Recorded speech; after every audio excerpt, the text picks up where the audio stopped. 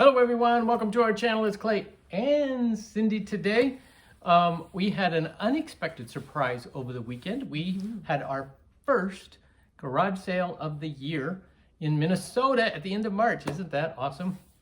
Cindy has I don't even know what it was. Anyway, something popped up on our phone about this pop-up garage sale on Saturday morning. So we decided, okay, let's just go ahead and check it out. So we went over there. Got there just before 9 o'clock when they opened. And let me tell you, it was fun. It was, yeah. We got some. Yes, we did.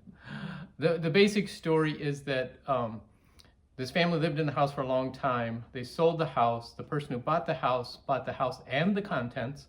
It's one of those situations. And so they were just trying to clear out as much of the stuff from the house as they could. And they were going to sell it, and they were selling it as a fundraiser.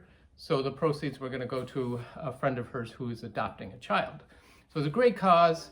And Cindy and I happened to get there. And one of the things, a lot of YouTubers that are resellers, when they go to the garage sales, they say, hey, do you have any video games? Do you have any, that kind of stuff?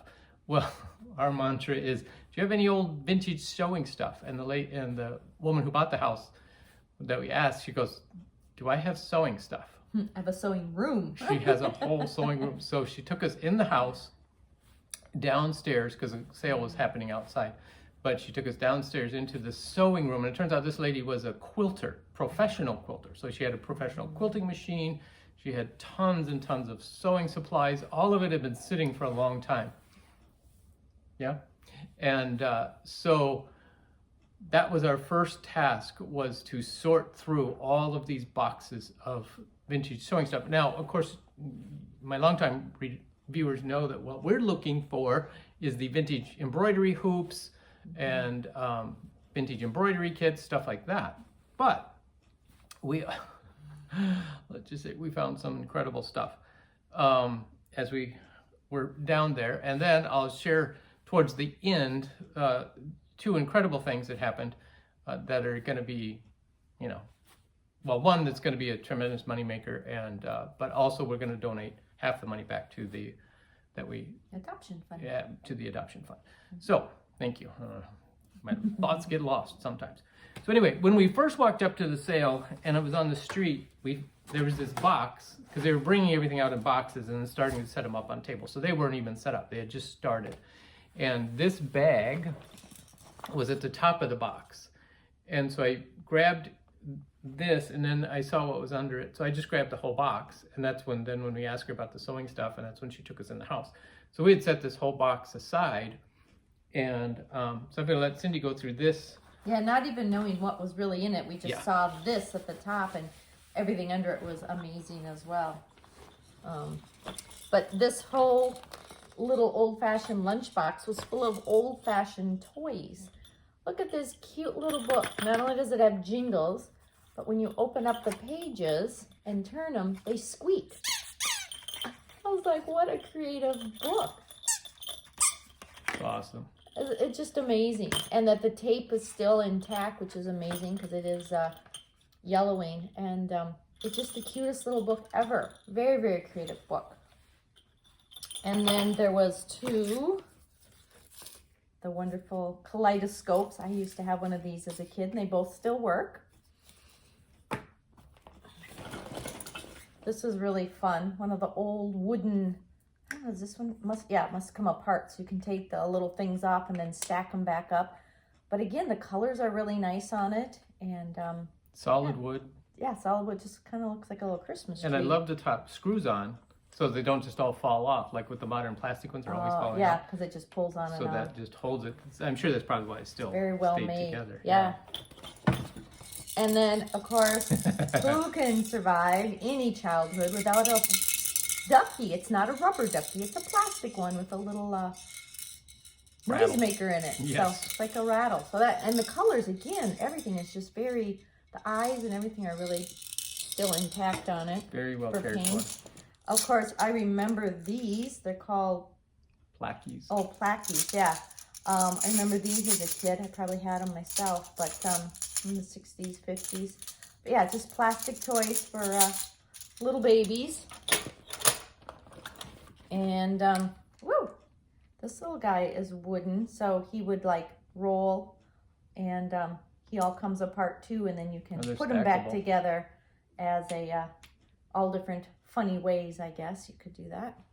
Yeah, I've never seen one like that. I thought that was pretty cool. And this is one of my favorites. Look at this. It's just a little baby phone.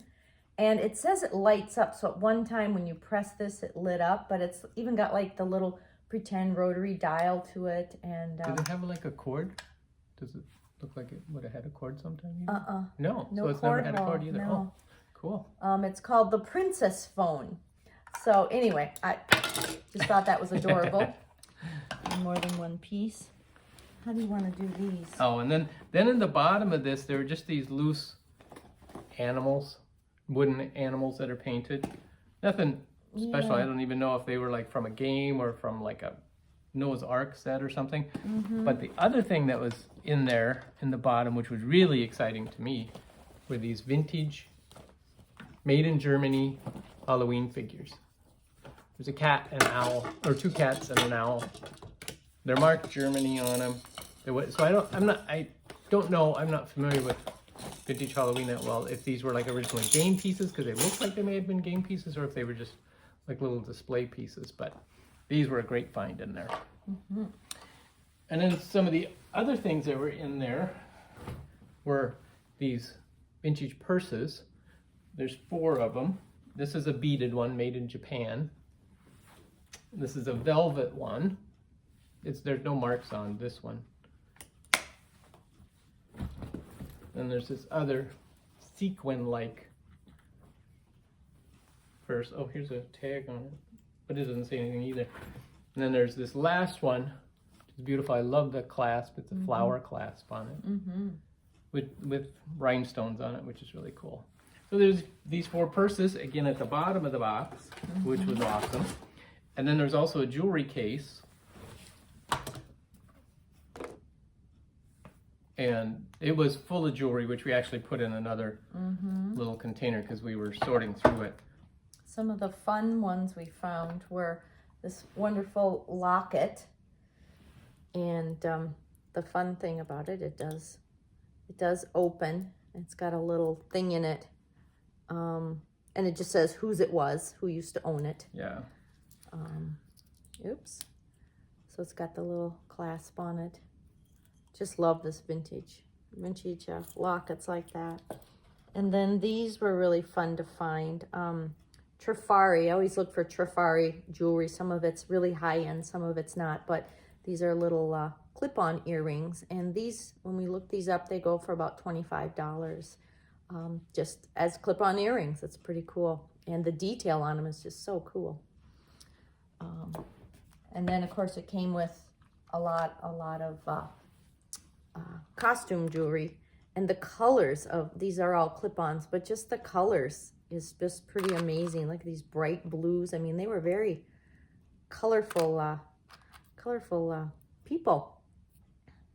So anyway, and the amazing thing is too is these are all complete sets. Yeah, just tons and tons of them. So, and they all have different, depending on the age, they have the different type of clasp on the back of them to make them a clip-on. So that was just a lot of fun to look at.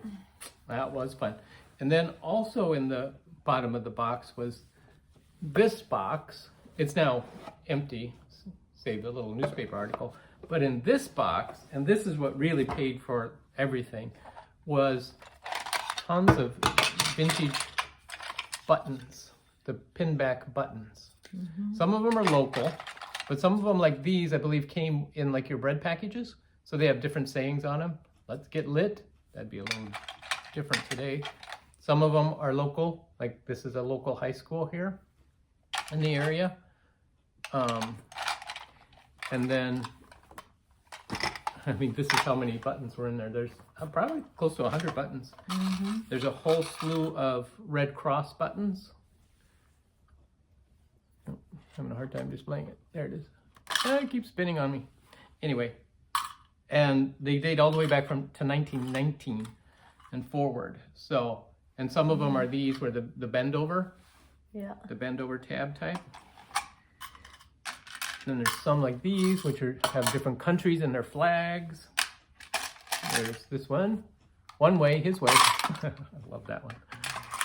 And then this is what we identify as probably the most valuable one. University of Minnesota, 1949. Homecoming pin. And there's one advertised for 175, I should say, listed on eBay at 175.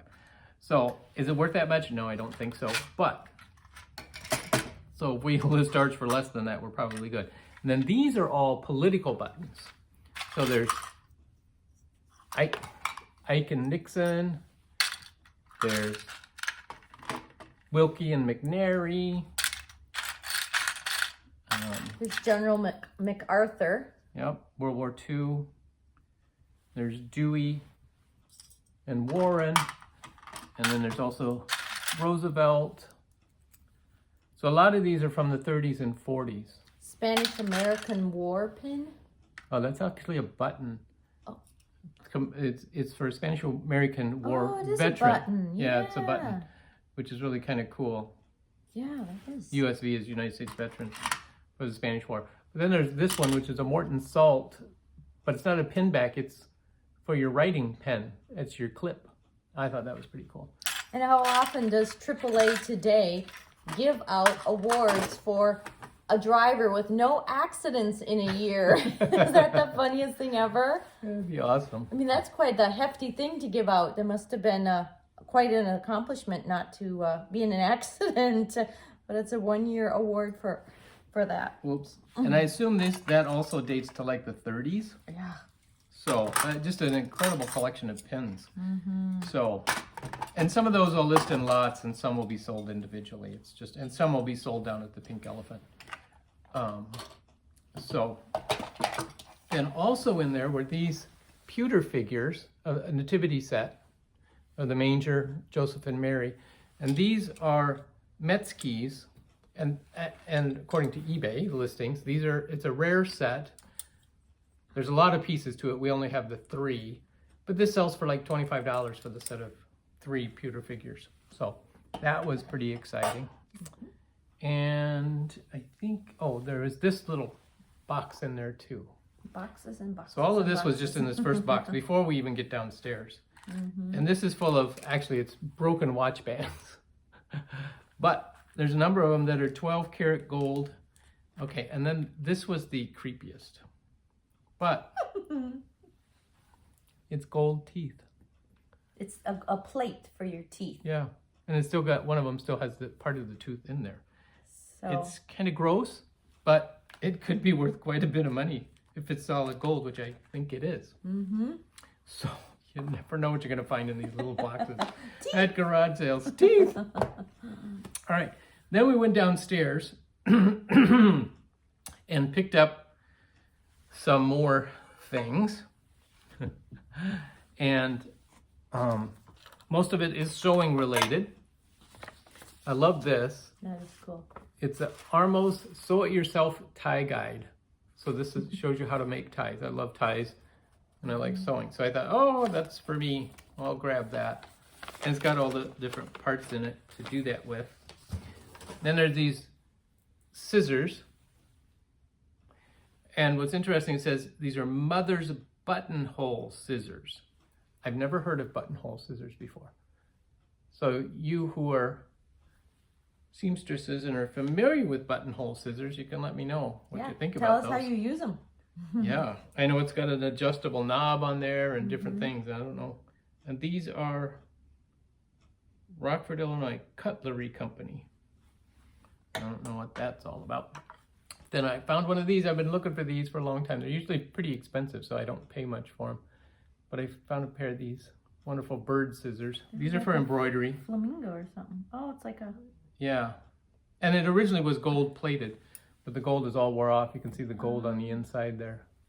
Because usually they are gold plated. Oh, it is a bird. Look Yeah, it's a beautiful little bird. like a big stork or something. Yeah, I didn't find any marks on it as far as...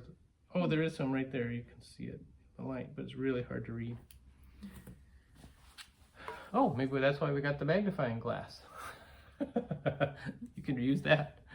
And this is one of my favorite things. It's pretty wild, but look at this. It's cast iron, and it's a string holder. So you have this sitting on your counter.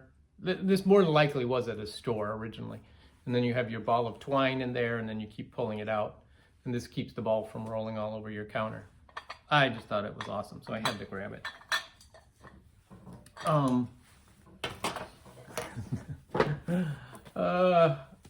Button, who's got a button? Who's got the button? We have not even gone through this button box. Where's that service one?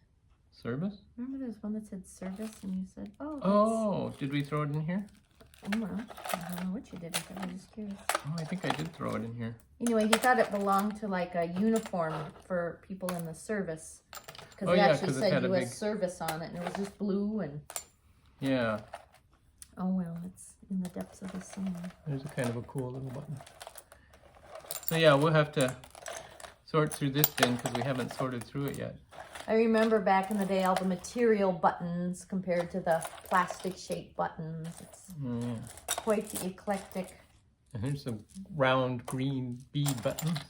Yeah. So yeah, so it'll be fun to see. Some of these are And in really again, bad shape. all the different colors. I mean, look at these orange ones. Aren't they just classic? I just love them. Fun, fun. So yeah, so that was another, oh yeah, there's a great big button. More fun to sort through in their little adventures. And then these were down, there were 3 of them that we grabbed. These were in the sewing area. And they're actually vintage puzzles, wooden puzzles. And they're the most unique shapes. Look at those. And so we haven't put it together, but I don't know if they just slide or if you just have to push them together. But yeah, it's, you know, the colors are still on it, but it's faint. But yeah, they're just wooden. I don't know if they're hand carved or machined, but Yeah. And then somebody wrote on the box cover, it says complete 1943. They put it together, February 27, 1943. And then there's another date of February 2nd, 1981. And it says complete. And there's a note that goes with this. It says that these 3 puzzles were part of a puzzle lending library at one point. And yeah. they acquired them somehow. Oh, and here's somebody, Zula, somebody, Oh, yeah, that would have been the artist of the artist picture. that made it. Cool. And these wooden puzzles, these are called pastime puzzles. And some of these are quite valuable. In fact, when I was looking them up on eBay, some of them were $750+ for one of these puzzles. With all the pieces. We have With to all the figure pieces, that one out, yeah. So that'll be a fun thing to try to put those together because there's no picture, so we don't even know what they're a picture of. Yep. So that'll be part of the fun adventure there. And then I picked this up. This is a Taylor etched stem thermometer. And it's still in the original container. And it's one that you can stick in your pocket. So I assume it must have been for cooking. Ooh, plenty of mercury. Yeah. And it just says Taylor. Wow. So -30 to 120 degrees Fahrenheit. That's a cool container that you can carry it around so it doesn't accidentally break. Yeah. I've never seen one like that. So that is kind of cool. And then of course it got goes a in. container in there, so. Yeah. So that's a good find. Mm-hmm. And then as we're digging through, let's see. Yeah, then we go back upstairs and then we find some other stuff upstairs because they allow us to continue looking on the upper level. And I found this lamp. Now it might not look like much, but this actually adjusts. So this is a lamp you can have on your desk or mounted to the wall. So it's called the super adjustable lamp. And again, this is a $40 to $50 little lamp, and it's actually in excellent condition. It's beautiful. The finish on it is wonderful. So, and then my favorite piece out of all of them, I have a lot of favorite, but because it's so unusual, is this glass frying pan. It's in the shape of a frying pan. It's got this beautiful handles, beautiful green glass, and it's got the ponto mark where they, broke off the All the glass. little bubbles in it. Yeah, it's another reason it's. So I have no idea it's worth. I have no idea. There's no signature or anything on it. Is it Vaseline glass? I don't know. I haven't. My black light is at the shop, so Oh, okay. I haven't been able to check to see if it glows or not. But it's just a beautiful kind of a lime green color. Doesn't really show up as well on camera as it does in person. So there's that. And then I picked up a couple books. Minneapolis Business College. This is like their annual book. And because it's a local piece, I put these down at the Pink Elephant. See if somebody's interested in that. And then Cindy found this one. I love this. College typing. Okay, it's the pictures. Look at these typewriters. It's almost the kind I used to learn to write or learn to type on, but the graphics are just so cool, and they great photographs in there, and I'm like, oh my gosh, this is the type of book I learned to type on in high school back in the 80s. My goodness. But so no, my typewriter didn't quite look like this, but I was just like, oh, we have to get this one. And I thought we sell a lot of typewriter stuff at the Pink Elephant, so this could be a good thing to put down there to sell, because you don't see college typing too often. You see a lot of the other typing books, but not college. Oh yeah, you can show that one. This is fun. It says made in Mexico on the back of it, but I suppose it could be an ashtray. It doesn't have a little divot for a cigarette, but just a little trinket tray, and just the design inside was, you know, painted. I'm sure hand painted. It says made in Mexico. So I just thought it was the cutest. Again, it's that lime green color. That's fun. Yep. Oh, and then this we found in the sewing stuff. I was like, oh my goodness, what could this be? And I opened it up, and inside it's a older pair of actually clip-on sunglasses, and it says by Benson on the inside, but it's just immaculate inside, and they're the little clip-on stayed, and whether we keep them in there or not, I don't know, but it's just the cutest pattern and bag. I thought so too. So then, while we were down in the basement, still in the sewing room, the lady who had bought the house come down, and we were talking with her, and there were two sewing machines down there. One is a commercial quilting machine, and the other was this machine, which is a vintage Viking Husqvarna machine. And so these were the two items that we negotiated for, and because she just wanted them out of the house. So the commercial machine is the one that I'm actually going to sell, and I'm going to insert a picture of it so you can see what it's like. But I'm going to sell that, and then half of the proceeds from that will be going to the adoption fund. So that was exciting, because we actually left the sale before figuring all that out. She made the offer for us to take the machines, and then we left, and then we came back and finished. But then we also picked up some more things when we came back, because they had brought out a bunch more. And again, because there was so much stuff. So this is what we picked up then when we came back, which one of them is this fabulous rooster. Yeah, you got it. And again, I don't have my black light, but according to many of these that are listed, this is imperial glass, and it's uranium glass. It'll glow orange under a black light. So I'll have to, yeah, it does orange in the sun. through the sun. So, and if that's the case, this is $45 and up. And there's one that sold for $125, and this one is in immaculate condition, no chips, no cracks. Nope. It's just perfect. So I was excited to find that, not knowing what it was worth, but I just liked it. I thought, oh, and red glassware does really well right now. These were the very last things we picked up, which are these two.